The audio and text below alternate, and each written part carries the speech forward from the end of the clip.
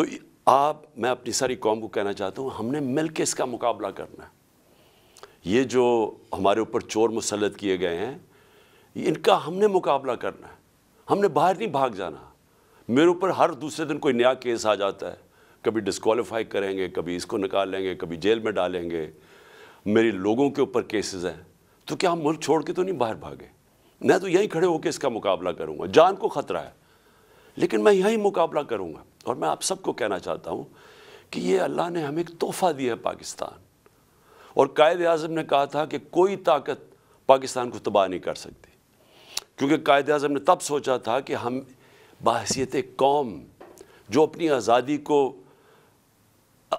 کو ایک سمجھتی ہے کہ اللہ کی بہت بڑی نعمت ہے کہ ہمیں انگریزوں سے آزادی ملی، تو ہم بحیثیت قوم مقابلہ کریں گے، لیکن ہم قوم نہیں بن سکے۔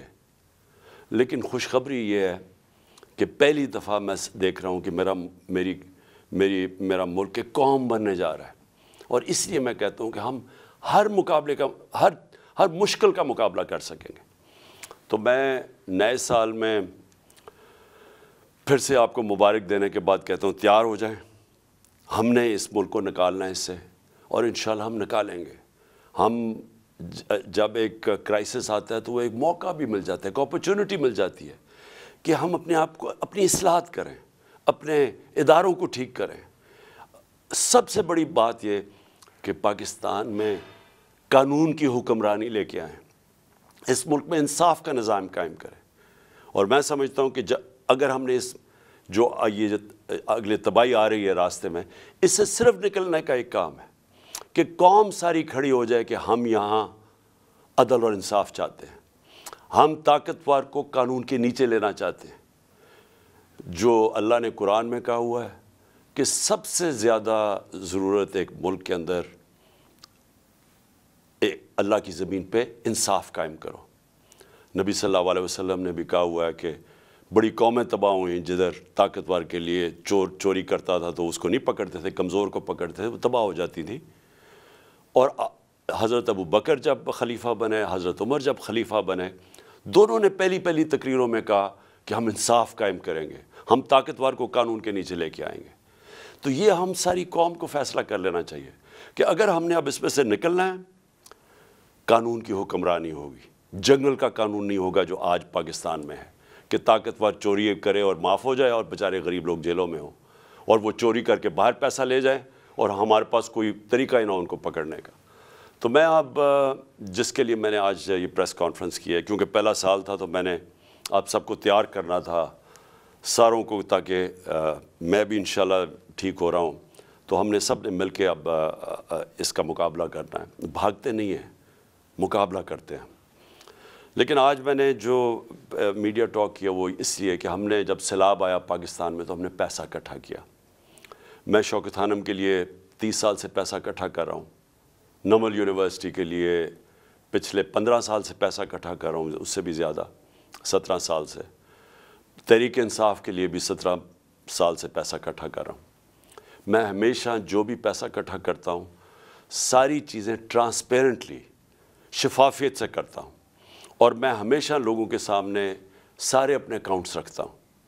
تو جو یہ کہہ رہے ہیں فورن فنڈنگ ہے، یہ جو الیکشن کمیشن ہے، وہ میں چیلنج کرتا ہوں آج کہ صرف ہماری پارٹی کے سارا فنڈ جتنی ہم نے پیسے اکٹھے کیے ہیں وہ سارا ڈاکیومنٹڈ ہے۔ 40,000 ڈونرز ہم نے ڈاکیومنٹ کیے ہوئے، جبکہ کسی اور پولیٹیکل پارٹی کا یہ نہیں ہے۔ اور اسی طرح جو نمل یونیورسٹی اور شوکت خانم کے کوئی چیک کر سکتا ہے ہمارے اکاؤنٹس، ہم سارا کچھ ٹرانسپیرنٹ ہے۔ تو میں جو ہم نے سیلاب میں پیسہ اکٹھا کیا تھا اس کی آج میں چاہتا ہوں ڈاکٹر ثانیہ آپ کو پریزنٹیشن دے سیلاب کے، جو ہماری جتنا پلیجز آئے تھے ان میں سے کتنا ہم نے خرچ کیا، کتنا آگے کرنا ہے، جتنی ابھی پلیجز آنی ہیں وہ ڈاکٹر ثانیہ آپ کو بتائیں گی۔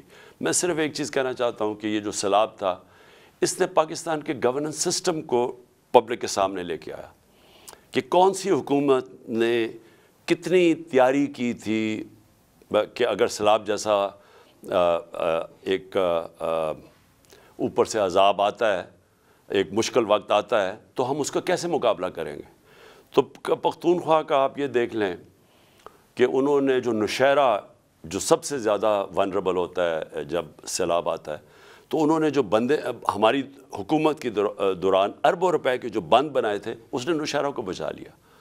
उसके बाद जो पंजाब में 2 जगह, एक तौंसा शहर, वो अगर वहाँ इन्वेस्टमेंट ना अरबों रुपए की जाती उसकी प्रोटेक्शन में, तो वो डूब गया था सारा। और फिर जो लाहौर के अंदर अंडरग्राउंड वाटर टैंक्स बनाए हैं ये हमारे हुकूमत के दौरान, तो जब लाहौर में पानी आता है वो खड़ा नहीं होता, वो टैंक्स में चला जाता है। वो पानी से फिर पौधों के पानी देने के लिए इस्तेमाल किया जाता है। लेकिन सिंध के अंदर सबसे बड़ी बात यह है कि क्योंकि सिंध का फ्लैट है, उसके लिए बहुत ज़रूरी था कि जब पानी आता तो वो ड्रेन कर सके। तो जो राइट बैंक आउटफॉल कैनाल बनाई गई थी वो पानी को ड्रेन करके लेके जाना था समुंदर में। अब वो 2020 में वापडा ने हमारी हुकूमत के दौरान वो जो अपना उन्होंने एरिया कंप्लीट, वो कैनाल का जो कंप्लीट करना था वो कर दिया था। उन्होंने 7 शहर तक वापडा ने जो राइट बैंक आउटफॉल कैनाल का था वो पूरा कर दिया था। लेकिन जो आगे सिंध हुकूमत थी उसने वहाँ से आगे लेके जाना था पानी समुंदर तक, वो नहीं उन्होंने किया। उसकी वजह से तबाही बहुत ज़्यादा मची उधर। आपके सामने सिंध के हालात थे और उसमें सारे जो हमारे लोग हैं वहाँ बताते हैं कि बदनीयती भी थी, ताकतवर ने अपनी ज़मीनें बचाने के लिए कमज़ोर की ज़मीनें डुबो दी। ये सारी हमें रिपोर्ट्स हैं। तो हमने फ़ैसला किया था कि जो भी पैसा इकट्ठा होगा वो हम सारे पंजाब में देंगे, पख्तून सारे सूबों को देंगे। तो जो सिंध का पैसा था वो अभी डॉक्टर सानिया आपको बताएंगी। हम उनसे जो डेटा मांग रहे हैं सिंध हुकूमत से और NDMA से, वो हमें डेटा ही नहीं दे रहे। तो ताकि हमने 1 अरब का फ़ैसला किया था सिंध में बांटने का, लेकिन उसका डेटा ही नहीं मिल रहा।